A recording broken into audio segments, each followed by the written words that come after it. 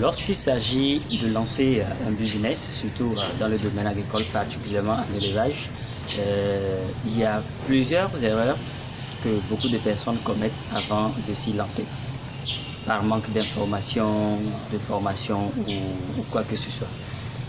Aujourd'hui, je vais partager avec vous 2 points. Le premier point va consister à vous présenter, surtout du côté élevage, parlons plus des volailles, les avantages et les inconvénients. Cela vous donnera un bon mindset pour pouvoir choisir ce que vous voulez réellement faire. Voilà. Maintenant, en deuxième partie ou sur le deuxième point, là également, je vais partager avec vous des erreurs que vous ne devez pas commettre, surtout lorsque vous voulez lancer un projet agricole de façon générale ou de l'élevage de façon particulière. Donc voilà. Alors, salut, bienvenue sur cette chaîne. Pour ceux qui ne me connaissent pas, je suis Fidèle Potoubawi Chaudière, ingénieur des travaux agricoles et consultant en gestion des risques agricoles agrobusiness. Alors, si c'est pour la première fois que vous êtes sur cette chaîne, je vous dis bienvenue. C'est une chaîne où nous partageons nos expériences, également tout ce qui concerne le domaine business en Afrique, presque partout. Donc voilà. Et notre objectif est de vous permettre à vous aussi de parvenir à réussir ce domaine. Donc voilà. Alors, si c'est pour la première fois et que surtout, je vous invite à vous abonner à la chaîne pour découvrir davantage ou bien pour suivre presque toutes nos vidéos qui sortent quotidiennement. Voilà. Alors, revenons un peu sur le sujet du jour. Comment en réalité lancer un business dans le domaine de l'élevage? Donc voilà. Alors, comme je vous l'avais promis, je vais vous révéler les avantages et les inconvénients, ce qui vous permettra ensuite de pouvoir choisir ce que vous voulez lancer et de mieux vous lancer. Donc voyez un peu.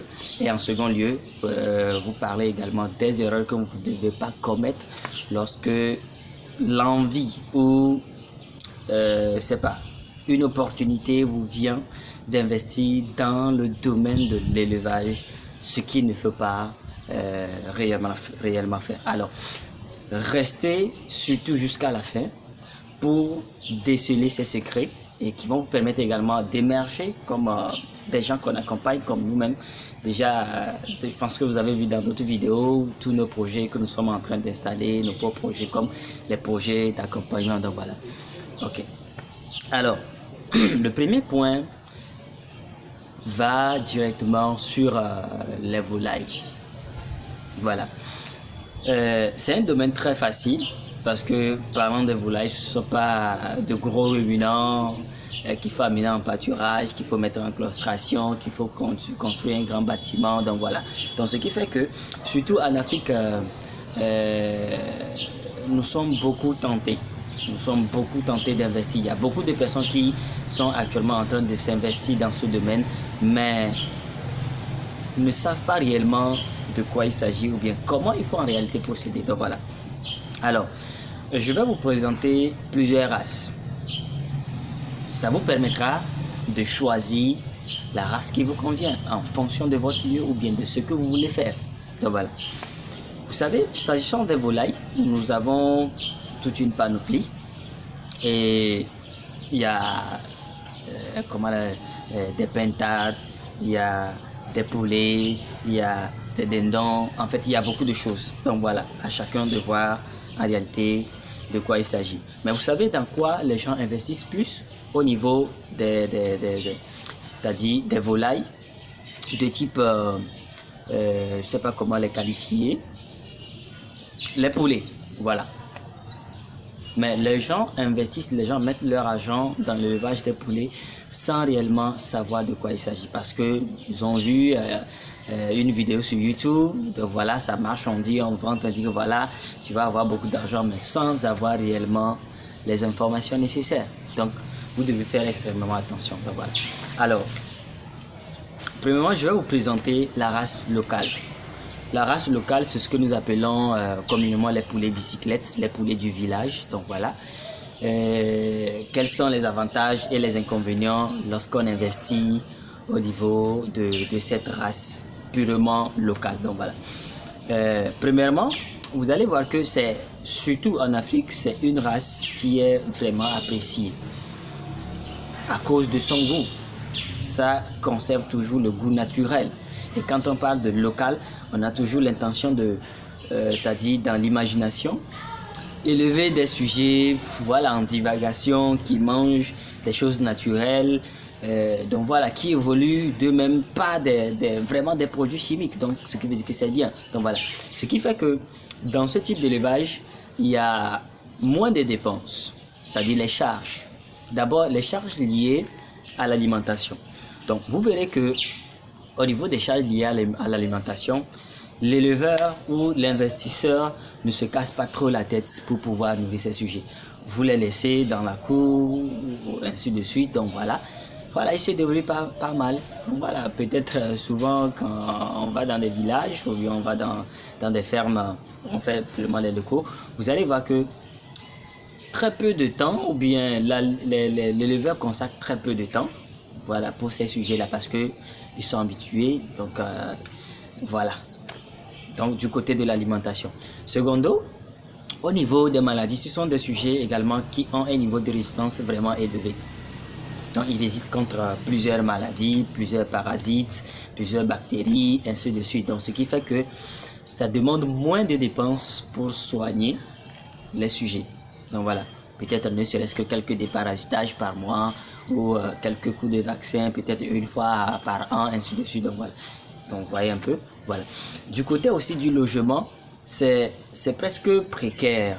Donc ces sujets ne demandent pas vraiment un logement du type, je ne sais pas, moderne ou ultra moderne, comme bon, vous l'avez vu dans certaines de mes vidéos, j'ai présenté comment construire un bâtiment, donc tout ceci. Donc voilà. Bref, un hangar, un endroit où vous pouvez les protéger contre les voleurs, les reptiles, bon bref, les prédateurs. Donc voilà, ça c'est très intéressant. Voilà. Alors, l'autre face cachée de ce projet, c'est que quoi? Lorsque vous investissez dans ces poulets purement de type local, c'est-à-dire les bicyclettes, vous allez voir que le temps de croissance en réalité, c'est très lent. Il faut attendre peut-être jusqu'à 5 mois, 6 mois, ou souvent même 7 mois, bon, voire plus, pour avoir un sujet en bonne forme. Pour avoir un sujet en bonne forme et espérer le vendre à un bon prix. Bon, surtout qu'actuellement, le marché, ou bien sûr le marché, on est en train d'aller un peu à vendre les poulets sur kilo, pas les poulets congelés, ainsi de suite, mais sur kilo. Donc vous voyez un peu, la prise du poids est vraiment faible et aussi la croissance de ces sujets, c'est un peu long. C'est un peu long. Donc vous voyez que du côté de ces sujets, voilà ce qui embête un peu. Parce qu'il faut beaucoup patienter. Il faut beaucoup patienter avant d'avoir des sujets capables de vous rapporter économiquement. Voilà. Mais je ne dis pas le contraire, que ce n'est pas un projet rentable. Donc vous voyez déjà beaucoup d'avantages qu'on a là-dessus et les inconvénients. Ok. Alors, quittons un peu ces poulets locaux. Maintenant, parlons un peu des poulets locaux améliorés. Personnellement, ça me plaît beaucoup, ces poulets locaux améliorés. Vous aurez vu dans certaines de mes vidéos, sur ma ferme, je fais les pondeuses plutôt. Les poulets de race Goliath, de race Noailles, ainsi de suite. Il y a aujourd'hui plusieurs races locales améliorées. Donc voilà. En fait, l'avantage là, c'est que quoi? Premièrement, le temps de croissance. Le temps de croissance. Là-bas, ce sont des sujets qui grandissent aussi très vite. Déjà en 2 mois et demi, 3 mois, vous avez des sujets déjà qui peuvent aller avoisiner déjà à 1 kg, 2 kg, 2 kg et demi, ainsi de suite. Donc ça dépend des soins ou bien de l'alimentation, ainsi de suite. Donc la prise du poids et la croissance est tellement rapide. Donc vous voyez un peu, voilà du côté avantage. Donc voilà. Secondo aussi, ce sont des sujets qui ont une forte résistance par rapport aux maladies. Donc ce sont des sujets, puisqu'ils sont issus du croisement des poulets de type purement local et des exotiques pour pouvoir obtenir ces sujets-là. Donc voilà. Donc ça fait que l'éleveur également dépense moins sur t'as dit la partie santé, la santé des volailles. Donc voilà, vous voyez un peu déjà. Voilà. Maintenant, l'autre avantage aussi, ce sont des sujets en réalité qui n'ont pas besoin aussi d'une grande construction. Je veux parler du poulailler, je veux parler de l'habitat. Donc ce sont des sujets qui n'ont pas tellement besoin de ça. Dans une prochaine vidéo, lorsque je serai à la ferme, je vais vous montrer un truc sommaire. Et là, vous allez comprendre que vraiment, c'est souvent le manque d'information qui fait que lorsqu'on veut vraiment se lancer dans l'aviculture, on veut tant de millions pour pouvoir s'y lancer. Donc, vous voyez un peu. Donc, voilà. L'autre avantage avec cette race locale, c'est que quoi? Ce sont des races reproductibles, comme les races purement locales. Vous allez voir, les races purement locales se reproduisent, évoluent, ainsi de suite. Donc, également, les races locales améliorées, ce sont des races reproductives. Donc, il y a des mâles, des femelles qui se croisent, ça donne des œufs, donc ça peut vous donner, ainsi de suite. Bon, donc voilà déjà l'intérêt. Et aussi, j'ai remarqué que ce sont des races également qui ont une bonne aptitude à la ponte. C'est-à-dire la ponte, surtout quand vous les alimentez dans de bonnes conditions. Vous aurez des œufs régulièrement. Donc vous aurez des œufs régulièrement, donc ce qui fait que c'est déjà un avantage. Vous pouvez commercialiser les sujets déjà à l'âge de 2 mois et demi, 3 mois, 4 mois, ainsi de suite. Vous pouvez déjà les reproduire, vous-même les commercialiser. Vous pouvez obtenir des œufs de table. Donc voilà, des œufs de table que vous allez consommer ou commercialiser, ou même des œufs féconds. Les œufs féconds, ce sont des œufs qui sont capables de donner des poussins. Donc voilà, ce sont des œufs issus du croisement entre les parentaux. Donc vous voyez déjà l'avantage à ce niveau. Voilà. Mais comme je le dis d'habitude, il n'y a rien d'avantageux sans inconvénient. Alors du côté, surtout inconvénient de ces sujets-là, c'est que quoi? Voilà. Seulement qu'ils ne sont pas aussi plus résistants que les races purement locales. Ils ne sont pas aussi plus résistants que les races purement locales. Donc ce qui les fragilise un peu, bien les rend un peu plus fragiles par rapport à certaines maladies. Donc vous voyez déjà un peu. Donc, voilà. Secondo aussi, souvent au niveau de la reproduction, pour ces races locales améliorées, ils n'ont pas vraiment, ils perdent souvent l'instinct de couvaison. C'est-à-dire quoi? C'est comme les races purement locales, vous allez voir que quand elles pondent, elles couvent, elles donnent des poussins, ainsi de suite. Mais quand vous prenez les races locales améliorées, bon, le constat que j'ai fait directement sur le terrain par rapport à ce que je fais, ils ont perdu un peu l'instinct de couvaison. Donc, vous voyez un peu, bon, peut-être dans une prochaine vidéo, je vous parlerai de comment faire couvrir vos races locales améliorées, puisque déjà, je l'ai expérimenté, ça fait plus de 6 mois à la ferme, donc je vais aussi partager ce secret aussi avec vous. Donc, voilà. Donc, voilà, l'instinct de couvaison ne les monte pas. Donc, ce qui fait que du côté de la reproduction, souvent il faut avoir une machine, c'est-à-dire une couveuse, pour pouvoir incuber les œufs et les faire éclore. Donc, vous voyez déjà un peu. Voilà. Autre chose, du côté de l'alimentation, voilà. J'avais voulu de soulever un peu ce point positif. C'est-à-dire que du côté de l'alimentation, ce sont des sujets également qui ne sont pas exigeants en matière d'aliments. Ça, je peux vous le rassurer. Donc, dans une prochaine vidéo, vous allez voir comment j'avais même présenté une vidéo où j'ai montré mes gouliatos, comment je les nourris de façon locale avec le matériel, ainsi de suite. Donc, vous voyez un peu. Mais dans une prochaine vidéo, je vais vous montrer directement sur le terrain, dans la cour, comment ils sont nourris. Donc, ça fait que du côté alimentation aussi, ils sont moins exigeants. Mais c'est qu'ils mangent beaucoup. Donc, en fait, ce sont des sujets de type local, améliorés. Donc, sur le plan alimentation, ils en consomment. Donc, ce qui fait que vous devez être prêt sur le plan alimentation. Donc, c'est vrai qu'ils ne sont pas exigeants, mais il faudra vraiment les nourrir. Vu qu'ils prennent vite du poids, ils grandissent très vite. Donc, c'est un truc pas vraiment facile. Donc, vous voyez déjà un peu. Voilà.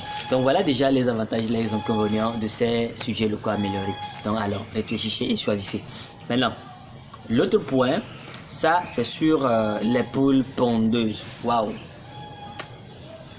C'est, je dirais, le projet phare. Aujourd'hui, c'est la demande en fait en œuf est de plus en plus croissante. Actuellement, nous sommes en juin. Aujourd'hui, je pense le 29 juin. Donc voilà. Le prix actuel du plateau de 30 œufs sur le marché varie de 2500 à 3000 selon les localités. Donc, vous voyez un peu. Ce qui fait que la demande est de plus en plus croissante, mais l'offre est moindre. Vous voyez un peu? Voilà. Ce qui fait que les gens sont tentés de s'y lancer. En fait, l'avantage là-bas, c'est que quoi? Lorsque vous vous investissez dans l'élevage des poules pondeuses,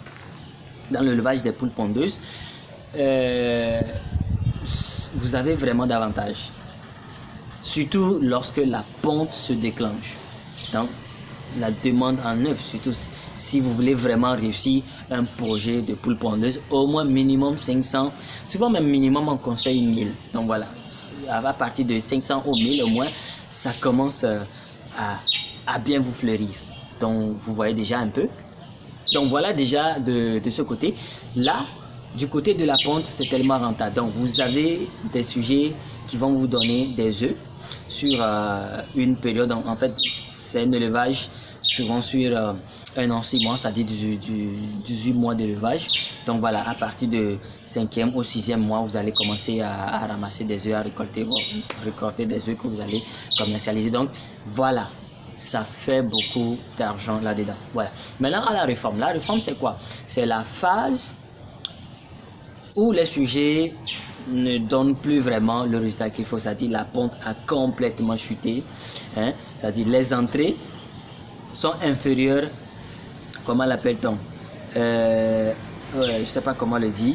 Les entrées, c'est-à-dire vos recettes, sont vraiment inférieures par rapport à vos charges. Donc en ce moment, on vend les sujets. Donc vous avez cette possibilité de prendre les pondeuses, seulement de les utiliser pour obtenir des œufs. Maintenant, à la phase réforme, vous revendez également ces sujets-là. Donc vous voyez, déjà avec 1000 têtes, par exemple au pays ici, donc voilà, on les vend à 2000, 2500. Avec 1000 têtes, à la fin, vous avez au moins 2 millions. Donc vous voyez un peu. Donc voilà déjà surtout l'avantage. Maintenant, il y a aussi de la fiente que vous pouvez en commercialiser. Bon, c'est vrai que je n'ai pas parlé de ça au niveau des autres sujets. Donc il y a également de la fiente que vous pouvez en commercialiser, qui est plus utilisée dans l'agriculture, au niveau du maraîchage, les cultures vivrières, donc pour répandre sur des surfaces, et c'est vraiment juteux. Donc voilà. Mais attention, c'est vrai que je sais pas comment le dire, j'ai parlé de beaucoup d'avantages, les gens salivent déjà, mais sachez que pour faire les poules pondeuses, vous devez être prêt financièrement. Ouais. Vous devez être prêt financièrement. À chaque vidéo que je passe, surtout sur les volailles, je parle du côté alimentation. Là-bas, au niveau des poules pondeuses, qu'on appelle souvent des poulets exotiques, ce sont des sujets qui sont rigoureux sur le plan alimentaire. L'alimentation prend déjà 60 à 70%, voire 15% du coût de votre projet. Donc vous voyez déjà que si vous n'êtes pas prêt financièrement pour assurer l'alimentation de vos sujets, ça vous sera, je dirais, vraiment difficile. C'est là que ça porte vraiment un chaos au niveau des éleveurs. Je vais vous donner une idée. Lorsque vous voulez investir avec 1000 têtes de poules pondeuses, bon, en Afrique, en général en Afrique de l'Ouest, parlons un peu je suis précisément au Togo, donc voilà, il faut au moins 6 millions de francs CFA. 6 millions. Voilà, de francs CFA. Je ne sais pas combien de dollars, ça fait combien d'euros, donc voilà. Vous voyez un peu, il faut beaucoup d'argent pour construire d'abord le bâtiment. Là-bas, le bâtiment, c'est-à-dire le poulailler, c'est très rigoureux pour avoir un bon résultat. Pour avoir un bon résultat, dans une vidéo précédente, j'ai parlé de ça, les critères de construction d'un poulailler. Donc vous pourriez déjà sur l'une de ces vidéos. Donc voilà, ça c'est très important. Donc déjà le bâtiment, ça coûte. Le bâtiment peut prendre même la moitié de votre budget, les 6 millions, entre 2 millions 500, voire 3 millions, vu actuellement le coût élevé du matériel utilisé pour la construction. Donc vous voyez déjà un peu. Voilà. Maintenant, du côté, ça c'est du côté alimentation. Maintenant, du côté sanitaire, ça c'est très rigoureux également. C'est très rigoureux. Du côté sanitaire, vous devez assurer, c'est-à-dire un suivi ou bien une prophylaxie vraiment rigoureuse pour pouvoir obtenir un bon résultat. C'est vrai que bon, je suis en train actuellement de mener certains essais, certaines expériences pour pouvoir les conduire autrement. Bon, lorsque les résultats, je vous tiendrai quand même informé des résultats. Donc voilà. Maintenant, l'autre chose, comme je le disais, du côté des soins, ça vous devez être rigoureux pour espérer avoir un bon résultat. Les vaccins, les antibiotiques, les vitamines, il faut respecter ce que nous appelons le calendrier de prophylaxie pour avoir un bon résultat. Donc voilà. Maintenant, l'autre inconvénient aussi, c'est que si vous voulez faire les poules pondeuses, il faut être quelqu'un qui est vraiment patient. Parce que la pente commence normalement souvent entre 18e, 20e semaine. Mais souvent 18e, 4e mois, mais en réalité on rentre souvent dans 5e, voire 6e mois. Bon, ça dépend de la conduite, de l'alimentation, comment vous les suivez. Donc vous voyez un peu, ce qui veut dire que vous allez passer 4, 5 ou 6 mois à seulement injecter de l'argent dans votre business. Mais sans rien attendre. Les fruits vont commencer à tomber à partir de 4e, 5e, 6e mois. Donc, ce qui n'est pas vraiment facile lorsque vous n'êtes pas prêt financièrement pour élever les poules pondeuses. Donc, voilà. Voilà déjà ces quelques secrets ou bien ces quelques informations que j'aimerais apporter aussi du côté des poules pondeuses. Donc, maintenant, la dernière phase, ce sont les poulets de chair. Donc, voilà. Les poulets de chair, ce sont des poulets également à croissance rapide. À croissance rapide, c'est-à-dire quoi? L'évolution est très rapide. Donc, ce qui fait que, c'est-à-dire pour un élevage, voilà, le temps d'élevage, c'est très court. Déjà, 45 jours à 60 jours, c'est-à-dire 2 mois d'élevage. Ce qui veut dire que dans l'année, vous pouvez avoir, c'est-à-dire faire ça 6 fois. Vous voyez un peu, c'est-à-dire au moins le minimum 6 fois. Donc, vous voyez déjà que le temps, c'est très court. Donc, ça vous permet de vite rentabiliser. Donc, voilà. Mais je reviens un peu sur ce point-là. Parce que c'est là que ça piège beaucoup. Vous savez, la croissance est rapide. Vous allez les vendre très tôt. Vous allez réinitialiser, refaire, ainsi de suite. Mais avant de le faire aussi, il faut être prêt financièrement. En fait, les sujets exotiques, du côté de la nourriture et du côté des soins, comme je venais de l'expliquer au niveau des poules pondeuses. Donc voilà. Mais l'élément le plus important, si vous êtes vraiment intéressé à investir sur les poulets de chair, ayez d'abord un marché, c'est-à-dire un contrat ou bien un marché à qui vous allez livrer. Ou bien, voilà. Ça, c'est très important. Parce que quoi? Vous voyez, ces sujets ont un temps où quand vous respectez le temps, vous gagnez de l'argent. Mais quand vous commencez à dépasser le temps, c'est-à-dire les 2 mois en allant, vous commencez à perdre de l'argent là-dedans. Souvent, il faut vraiment, par exemple, vous avez voté un budget de 2 millions pour pouvoir les élever. Mais au-delà des 2 mois, ce qui veut dire que vous allez commencer à faire des coûts supplémentaires. Maintenant, les sujets vont commencer à prendre du poids. S'ils prennent trop du poids maintenant, ils meurent. Voilà, le surpoids conduit à la mort. Si également vous n'avez pas l'aliment pour les nourrir, ils dépérissent et ils meurent également. Donc c'est pourquoi pour faire les poulets de chair, il faut également surtout avoir un marché avant de s'y lancer. Donc voilà déjà. Alors j'espère que sur cette partie, ces différents sujets que j'ai eu à présenter, ça vous permettra de réfléchir, de voir ok, par où commencer, ainsi de suite. Donc voilà. Alors, je reviens maintenant sur le dernier point. Des erreurs que vous ne devez pas commettre. Premièrement, je l'ai déjà dit dans l'une des vidéos, ne pas investir, c'est-à-dire mettre votre argent sur un terrain ou bien sur un espace qui ne vous appartient pas. Surtout si c'est un projet à long terme. Qu'est-ce que je veux dire? Vous voyez que ce projet est juteux, vous n'avez pas un espace agricole, vous n'avez pas un terrain, donc voilà, vous avez un frère, vous avez un ami, vous avez un terrain que vous allez louer pour commencer un projet là-bas, construire les bâtiments et ainsi de suite. Donc vous savez, c'est très risqué. C'est très risqué. Vous savez que le plus gros problème dans nos pays, ce sont les problèmes, surtout dans le domaine agricole, le problème foncier. Donc, essayez de gérer d'abord cette partie. De vous rassurer que le terrain même que vous avez payé, ça contient déjà vous avez un titre foncier, vous avez des documents qui attestent que vraiment c'est pour vous. Sinon, vous allez commencer votre projet et voilà, quelqu'un viendra dire donc ce terrain, voilà. Ce que je vous dis, c'est de l'expérience. Nous le voyons sur le terrain. Je l'ai vécu moi-même. Donc, voyez un peu, voilà. Donc, faites beaucoup attention. Deuxième conseil aussi, évitez d'investir gros. Pour un début, souvent quand les gens écoutent ce genre de vidéos, bien voient certains projets, voilà, waouh, c'est vraiment magnifique, ça donne beaucoup d'argent, voilà, ils vont, voilà, ils prennent leur compte en banque, voilà, ils commencent à injecter là-dedans des millions, non, commencez petitement. Ça vous permettra de gagner de l'expérience, de voir comment le marché se comporte réellement, comment évoluent les sujets, quels sont les obstacles, et ainsi de suite. Voilà, c'est comme ça en fait on grandit. Donc, n'investissez pas vous. Ça, c'est très important. Et le dernier point, ne faites pas un crédit pour commencer un projet agricole. Je vous en supplie. Ne faites pas un crédit. N'allez pas chercher un crédit, un prêt à la banque, ainsi de suite, pour venir lancer un projet, quel que soit le projet agricole. Parce que quoi, vous savez, l'agriculture, c'est vrai que c'est un domaine tellement intéressant, c'est un domaine d'avenir, voilà, mais il y a beaucoup de risques dans le domaine agricole. Donc c'est pourquoi je vous conseille d'abord d'aller au moins sur des fonds propres, à des moyens qui vous permettent. N'investissez pas gros, mais allez sur des fonds propres. Donc voir un peu, donc ça vous permettra d'avoir plus d'expérience et de vous lancer. Bon, peut-être un dernier point, formez-vous.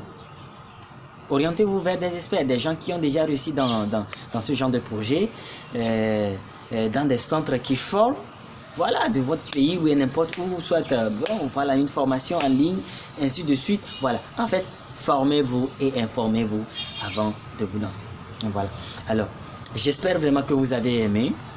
Et si vous avez aimé, j'aimerais aussi que vous posiez en commentaire ce que vous aussi vous en pensez sur ce que j'ai eu à dire, ou bien ce que vous en pensez par rapport à la thématique sur laquelle nous avons débattu, ainsi de suite. Et laissez-moi un gros pouce en dessous et partagez. Merci et à bientôt.